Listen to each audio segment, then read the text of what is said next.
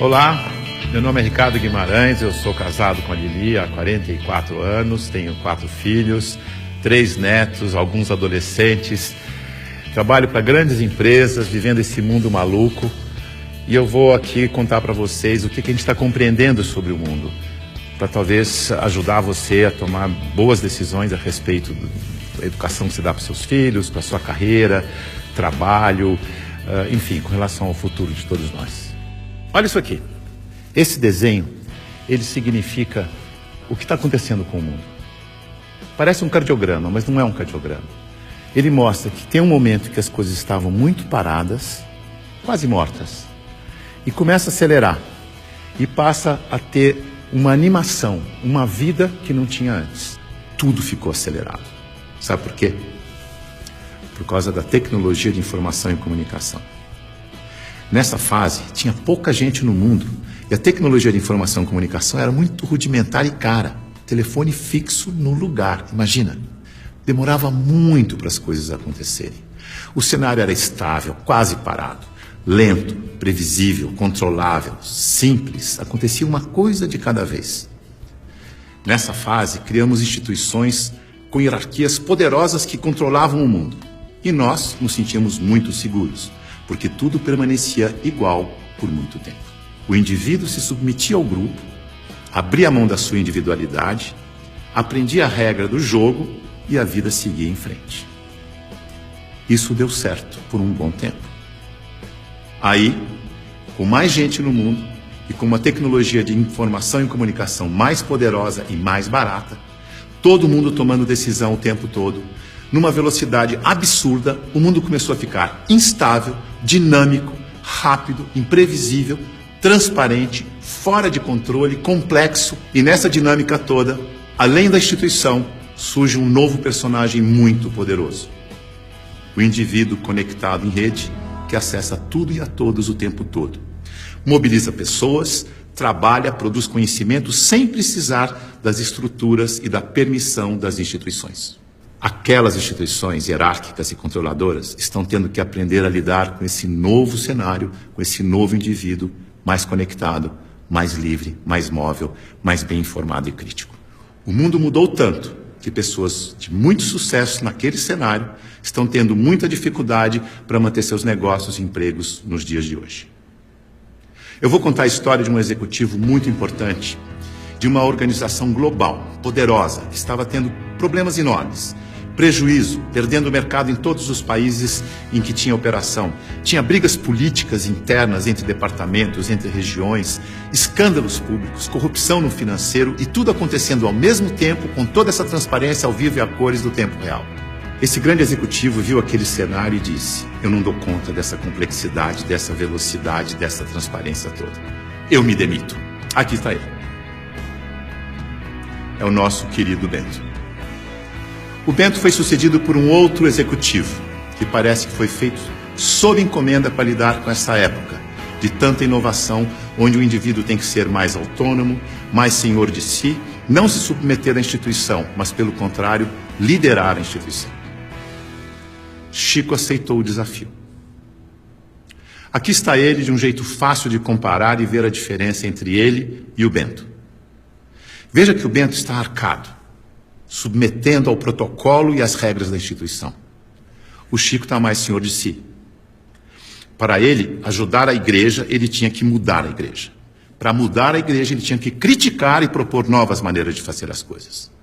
Porque do jeito que deu certo no passado, não era o jeito que ia dar certo no novo cenário. E ele começou a criticar e a mudar tudo usando o discernimento, o bom senso e os seus valores, que são os mesmos da instituição. A cadeira, por exemplo, ele pediu uma cadeira mais simples, mais leve, mais prática, que ele mesmo pudesse carregar. A roupa, uma roupa que fosse fácil de vestir, leve, simples e confortável. O discurso, ele não queria que alguém escrevesse o discurso para ele. Ele mesmo ia fazer o discurso com as palavras dele. E para ele estar sempre atualizado e poder falar à vontade, ele não ia ficar isolado no Palácio do Vaticano, num quarto de 300 metros quadrados. Escolheu morar no Palácio Santa Marta, num quarto de 30 metros quadrados, junto com os outros 400 padres e bispos que viajavam pelo mundo, e ele ia almoçar com esses padres e bispos para poder conversar, trocar ideias e saber o que estava acontecendo no mundo. Mandou tirar o vidro do Papa Móvel para poder falar com o povo. Mudou a política de investimentos do Vaticano para ficar de acordo com as crenças da Igreja. Isto é, investir em empresas que prezam os valores cristãos, porque se a política de investimento não estiver de acordo com as crenças da Igreja, como é que ele ia ter credibilidade quando ele fosse vender a fé da sua Igreja? Veja que ele está colocando em prática o seu discernimento para mudar tudo na instituição, da cadeira aos investimentos. Ele busca simplicidade, praticidade, economia, agilidade, leveza e consistência. O Chico é um bom exemplo de sucesso neste novo cenário. A mudança é tão grande que os historiadores dizem que está terminando a sociedade industrial e está começando a sociedade do conhecimento, a sociedade em rede, a sociedade do indivíduo conectado em rede. É uma época de transição e nós estamos aqui, exatamente no meio dessa transição. Veja o que está acontecendo. Neste ambiente estático, estável, a boa empresa funcionava como um relógio, uma engrenagem sem vida, isolada do ambiente, tic-tac, tic-tac, tic-tac, onde o empregado era uma peça da engrenagem. O futuro era igual ao passado. Na medida em que o ambiente foi ficando mais mutante, mais veloz, novidade a toda hora, imprevisível, a empresa tem que se atualizar, aprender e evoluir o tempo todo para não desaparecer. Não é mais conservar, mas é adaptar-se, aprender, evoluir. Não pode ser um relógio que se repete eternamente igual, mas um sistema vivo, aberto, interativo, que aprende e evolui sem parar. E as pessoas não podem ser peças de engrenagem que se repetem sem pensar. Tem que ser células vivas, sensíveis, críticas, interativas, que trocam ideias, sugerem soluções, como o Chico. A boa notícia é que a gente sabe gerenciar muito bem os sistemas vivos. Sabe por quê? Porque nós somos sistemas vivos. Somos feitos de sistemas. Sistema respiratório, sistema endócrino, sistema ósseo, sistema digestivo. Sistema é um conjunto de elementos que trabalham de forma interdependente com um propósito comum. Como o nosso corpo. O ponto mais importante para a saúde do nosso corpo é a interdependência. Veja no seu próprio corpo. Nossos órgãos trabalham de forma interdependente, sempre em busca do equilíbrio do corpo. Esse é o propósito. Se um órgão declara independência, e isso se chama câncer, o corpo entra em colapso. A integração entre os órgãos desaparece. A energia do corpo se esvai, não consegue mais interagir com o ambiente, nem reagir aos estímulos. Como sistema aberto, ele vai sucumbir ao cenário. Então, se você quer trabalhar numa empresa de sucesso neste cenário, ajude a funcionar como um sistema vivo aberto. Você sabe, porque você é um sistema vivo aberto. Mas aqui vão algumas dicas para ajudar. Use o seu discernimento, seu bom senso e intuição. Confie em você. Promova a integração e a interação, onde você estiver. Seja sensível a informações relevantes para aperfeiçoar seu trabalho e a empresa. E o mais importante de tudo, reconheça que a realidade é interdependente. E por isso precisa da participação de cada um e de todos para resolver os seus problemas. Lembre-se, a boa gestão da interdependência garante a boa saúde do seu corpo e da corporação.